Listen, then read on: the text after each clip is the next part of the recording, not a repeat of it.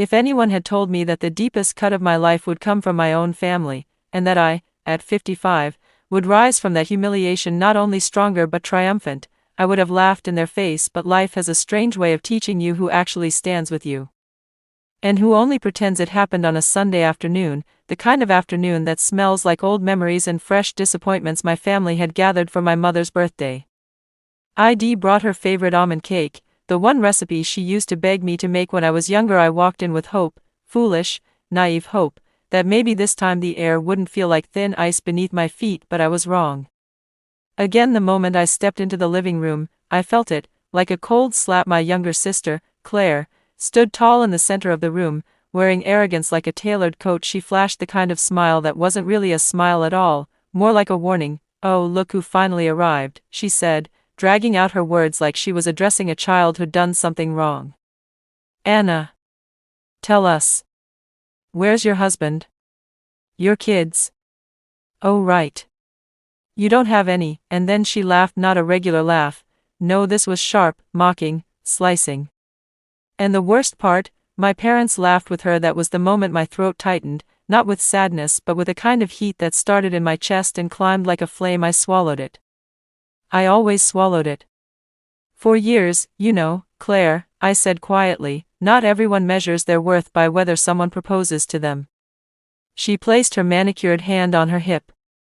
"Well, clearly.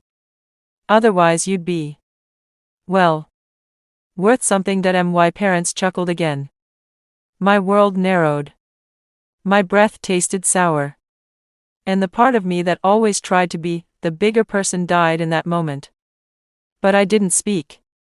Not yet. No, the real revenge wasn't born in words. It grew in silence, in humiliation, in every second I stood in that room feeling like I was being peeled apart. I left early that day, drove home in a kind of fog. I remember gripping the steering wheel so tightly that my hands hurt for days. When I finally collapsed onto my couch, I didn't cry, I just stared at the wall, and a single question screamed in my mind: why do I keep letting them treat me like this? That night, something shifted, something small, but powerful, like the quiet click of a lock before a door swings open. I realized I had spent my entire adult life shrinking myself to fit into a family that only valued the roles I didn't have: wife, mother, homemaker. I had a successful career in architectural design, owned my home outright, traveled, built a quiet but fulfilling life, but none of that mattered to them. And that was the moment I decided. If they couldn't respect me voluntarily, I would make them respect me. Revenge isn't always loud. Mine started quietly, methodically, like a blueprint drafted by someone who'd rebuilt her world before. First, I took every old wound they'd inflicted on me and laid them out like puzzle pieces. Claire, the golden child, always lifted up, always praised. I, the responsible one, expected to help, to sacrifice, to give, always without question. My parents had even borrowed money from me countless times over the years, money they promised to repay but never did. Meanwhile, Claire's every mistake was covered, every bill paid, every tantrum soothed, and now she mocked me for being alone. But being alone had an advantage: I had no one else depending on me, no spouse draining my account, no kids to sacrifice for just me and freedom. I took 2 weeks off work. Called it my personal retreat, though in reality I spent every day planning something with surgical precision. At 55, people underestimate you. They think your fire has faded, that you're tired, worn down, easy to dismiss. But they forget one thing: age sharpens strategy. By the end of those 2 weeks, I had a plan so clean, so perfectly tailored to my family's greatest vulnerabilities, that even I was startled by my own brilliance. Money, image, reputation, those 3 things meant everything to my family. My sister lived in a big house with an even bigger mortgage. She and her husband were drowning in debt but pretending to float. If people found out how unstable their finances were, her precious reputation would crumble. My parents, meanwhile, cared deeply about the approval of extended relatives. They always boasted about their successful daughters. They bragged about Claire's beautiful family life and minimized my accomplishments as work stuff, and that's where I saw my opening. So I got to work. Everyone in my family thought Claire was successful because of her smart investments and her business acumen, but the truth, most of her loans had been co-signed by my parents, several payments had bounced, and she was facing quiet but serious financial penalties. I'd known for a while, but I never used the information. Until now I gathered every document, every record, every piece of proof showing how deeply in debt she was, and how my parents had cleaned up her messes for years using money they'd begged from me. Then I typed a message, polite, perfectly neutral, and sent it to the extended family's WhatsApp group, cousins, uncles, aunts, everyone, just in case anyone needs financial advice or support in managing bills. I've noticed some patterns in our family finances that might help others avoid hardship. Here are a few examples of what to look out for, and I attached the documents. I didn't mention names I didn't need to. Within minutes the group exploded. I muted the chat and made myself a cup of tea peacefully. The big family reunion was scheduled a month later every year. More than 40 family members attended. It was the social event of the season for our relatives this year. However, I had a plan that would turn it into the stage for the most poetic revenge imaginable. When I arrived, the room fell silent, quiet in a way that felt electric. Some looked at me with admiration, others with fear, a few with guilt, but my parents, they wouldn't even meet my eyes. Claire was pacing near the drinks table, wearing a smile so stiff it looked glued on. Her eyes were red, like she hadn't slept. She marched straight up to me. "You ruined my life," she hissed under her breath. "No," I said softly, "you mocked mine." Before she could speak, my uncle tapped his glass. "Everyone, please gather," he announced. "We'd like to recognize someone very special this year." Claire stood straighter. Of course she assumed it was about her, but then my uncle turned and looked directly at me. "We want to honor Anna," he said, "for her generosity, her achievements, and her integrity.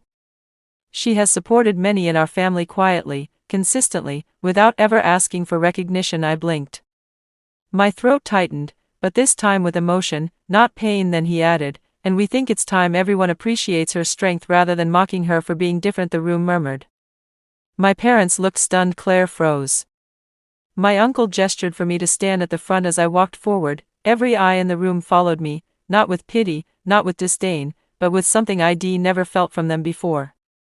Respect. And the more they honored me, the smaller Claire seemed to shrink. I waited until dessert, until tension had been simmering long enough to bubble. Then I stood. "I want to say something," I announced. The room quieted. I turned to Claire. She stiffened. "You asked me," I said clearly, "where my husband and kids were. You mocked me for not having them. And you laughed when my parents joined you." A few people gasped. My mother whispered, "Anna, don't."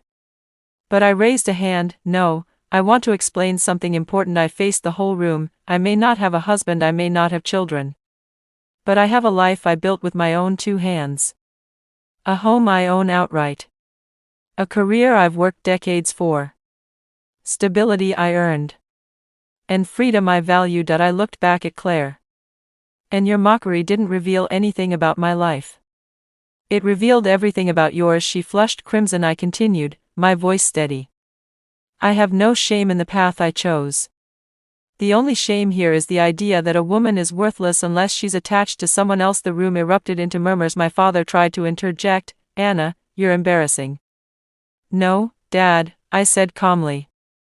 "I'm finally speaking." Then the final blow, gentle but lethal. I pulled a small folder from my bag. "These are the financial documents showing how much of my money has been used to help this family over the years. Money you borrowed. Money I gave. Money you never repaid." I placed it on the table, and I want everyone to hear this. I'm done giving to people who laugh at me. Silence. Pure, shocked, heavy silence. Then my parents' faces paled as relatives whispered around them. Claire looked like her knees might buckle. I picked up my purse. "I wish you all well," I said. "But from now on, respect is the minimum requirement to be in my life." And I walked out just like that. No yelling, no tears, no rage. Just quiet, devastating truth. That night, my phone buzzed non-stop. My mother, "How could you do that?" My father, "You embarrassed us." Claire, "You're jealous and cruel."